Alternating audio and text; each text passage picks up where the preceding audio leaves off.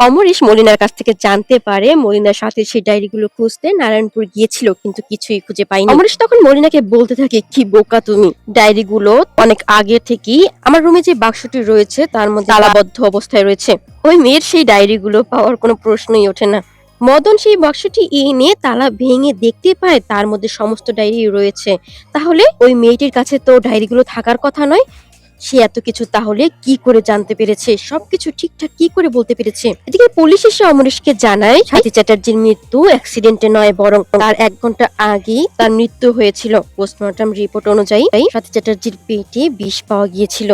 বিষের প্রতিক্রিয়ায় তার মৃত্যু হয়েছিল, কিন্তু কুমারেশ চ্যাটার্জির মৃত্যু অ্যাক্সিডেন্টই হয়েছিল। তাহলে একটি মৃতদেহ নিয়ে কুমারেশ চ্যাটার্জি কোথায় যাচ্ছিলেন? তবে কি খুনটা কুমারেশ চ্যাটার্জি করেছিলেন? না না, অমরেশ বলতে থাকে ওরা একে অপরকে নিজেদের থেকেও বেশি ভালোবাসতো। তার ভাই কিছুতেই এই কাজ করতে পারে না। পুলিশ অফিসার এরপরে চলে যায় রাঙাদিদার কাছে।